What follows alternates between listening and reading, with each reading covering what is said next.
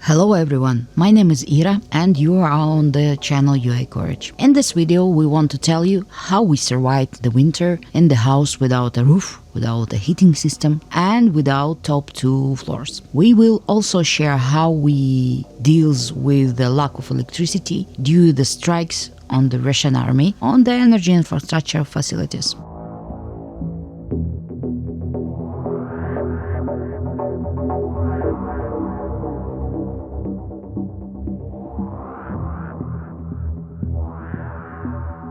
Let's start from the upstairs. This is the most interesting part because exactly 24 March our home was attacked by Russians. The rooftop.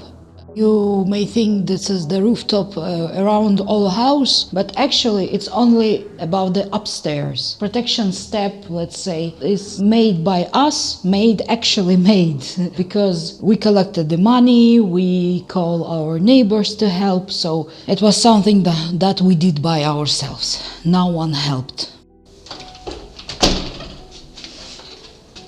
And this is the hydro cover. This is the cement to protect our floors and ceiling from the cracks, running water, rains. And after cement we used this black one that you could see. This is exactly the bucket from this cover that used to protect the basements from the water. So we have the level of the cement to protect from the cracks and damages, and another one layer with this black things to protect from the water, rains, snow, whatever.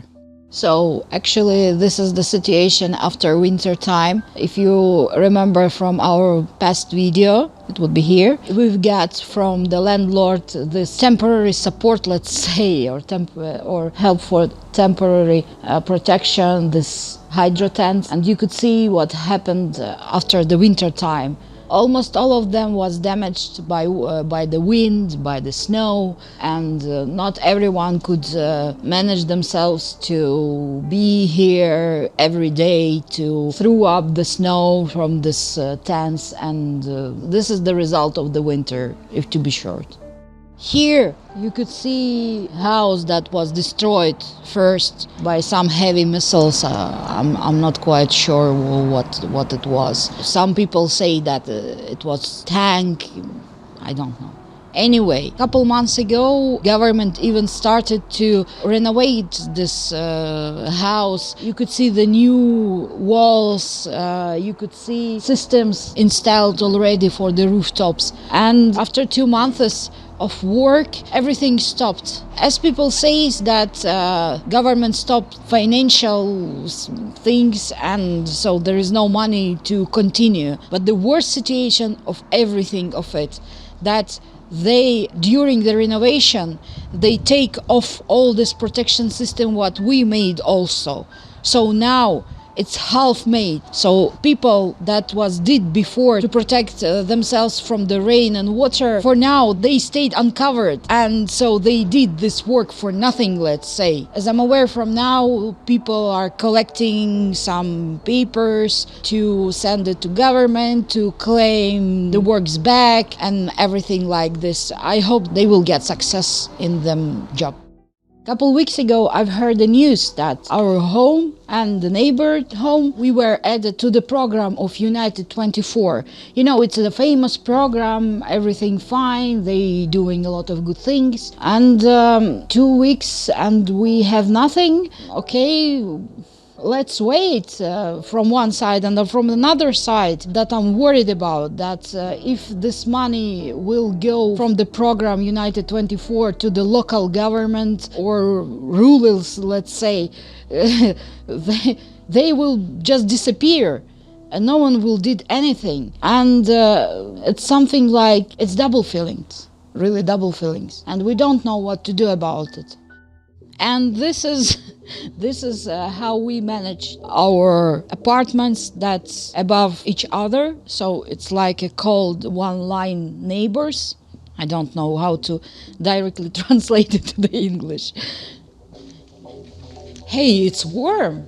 actually, more warmer than in the corridor. So because our neighbors cared about the stands, and they had an ability to make some additional work, let's say. And so now what we do have, this is the steel works well, this protection, hydro protection. Anyway, this bricks are damaged after the fire, so you could see they cracked easily.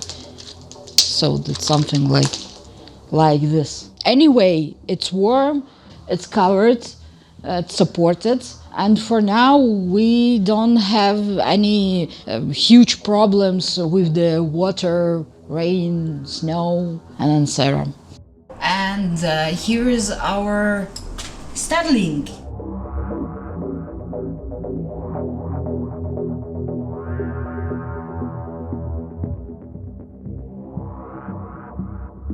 But wherever, without any proper cover, without any rooftop, you could see that's still wet. We got a rain a couple days ago, and here's the result again.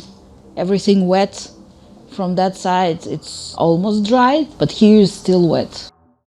And now the topic is dedicated to power outages or blackouts. When the first strike on the energy infrastructure occurred in the autumn and the first power outage happened, we realized that it wouldn't stop there. As sad as it may sound, at that point we were already understood to military actions, and it's mean that if something bad happens, it usually lasts for a very long time and doesn't end soon. Therefore, we understood perfectly well that the winter and power outages ahead would be much harsher and more frequently, that it would be cold and there would be new strikes on the energy infrastructure. In some ways, we were lucky because we got several generators, so we bought several years before the war. After the first strikes on the energy infrastructure, prices for generators, batteries and other related equipment skyrocketed several times over. For example, if our generator costs around $700 before of all this, it became worth $2,000 after the first strikes. And there wasn't option to buy it because it was lack of them on the market. We had 3 generators. The first was 5.5 kilowatts, the second was 7.5 kilowatts, and the third was a small one, 2.5 kilowatts. We were decided to use the 5.5 kilowatts generator at home and the 7.5 kilowatts generator in the garage. The small generator remained as the backup in case of an emergency with the larger generators. Zhenya came up with the whole system of how to set up a generator near our home. We also had a question about where and how to store the generator. Since we live in apartments, not a private house, we decided to buy a car, a station wagon for this task. It was an old 1983 Mercedes-Benz, which cost us around $1,000. Zhenya did a small engine service, such as adjusting the valves and setting the fuel injection timing. And overall the car, although old, was quite operational. This immediately solved several problems. Firstly, there was a place for the generator to stand, shelter it from the rain, snow and other things. Secondly, the generator was easily accessible outside. You walk to the car, open the trunk, and you're all set. Thirdly, the most important aspect in my opinion, the car is the mobile device, and you can easily go and refuel the required amount of fuel and move it to where it's needed. That's why the decision was made to buy a car for the generator to make it a portable power station. And by the way, all our neighbors knew that they could charge their phones or power banks or anything else from the generator.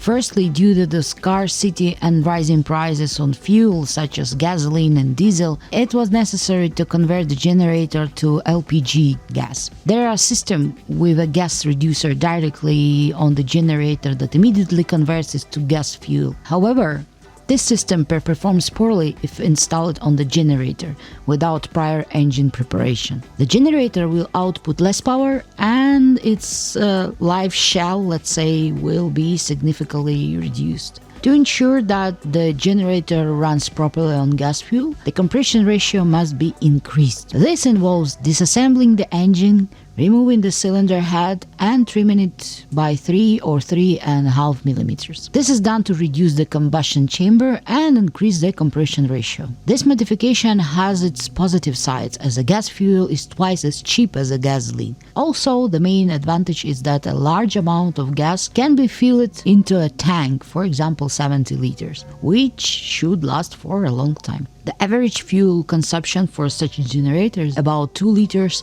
of gas per hour, depending on the loads, from 1.6 to 2.3 liters per hour. At the same time, one nuance we need to take in attention, that is the cold season, when the air temperature drops below zero. The gas in the cylinder evaporates very poorly, and in order for the generator to work properly and the gas supply to be uninterrupted, the exhaust pipe needs to be directed towards the cylinder so that the exhaust gases heats up the cylinder and the gas inside evaporates normally. This is not enough to critically overheat the cylinder and cause it to explode or something else to happen to it, but it's enough to heat up all the gas in the cylinder to around 40 or maybe 50 degrees Celsius, which ensures good gas evaporation. In late autumn or early winter, the electricity was turned off for about 4 hours, then back on the 4 hours, and then off again for 4 hours, in the repeating pattern for several weeks. Later, the Russian army carried out new strikes on the power infrastructure, resulting in longer power outage, such as the having electricity for 2 hours followed by 8 hours without it. There were several occasions when we were without electricity for several days, including 3, 4 and even 5 days in December, when it was already quite cold outside. We heated our room using an air conditioner that can provide heating, but only when the temperature is not too low, such as up to -10 to -15 degrees Celsius. The generator worked only during the day, sometimes for 4 hours and sometimes for 8 hours. Over the winter, the generator worked for about 250 hours in this mode. As of today, the strikes on the power infrastructure has stopped and the damage caused previously has been partially repaired. Therefore, since the beginning of the February, we have not had any power outages. However, we will not remove or dismantle our mobile power station based on the Mercedes until the end of the war, just in case. And from inside our window, our Mercedes, and wired from generator, Starlink, its power ons and off from generator, and voltmeter at here, filter, our UPS just for Starlink and router, but router is now not using, and Starlink device router, and batteries from car to our apps. Well, and in the conclusion, let me share our thoughts. Actually, on the video, through the watching the video, you could think that we manage it easily, like this, and that's all. But in the reality, this took us for the 4 months to live in such conditions and to resolve that issues daily, let's say, staying without proper internet or mobile connection, sleep dressed up because it's cold. And this is the main idea. It's not so easy as it seems, unfortunately. Thanks for watching, and watch our another videos. Share it with your friends. We would so much appreciate your help in it. Thanks.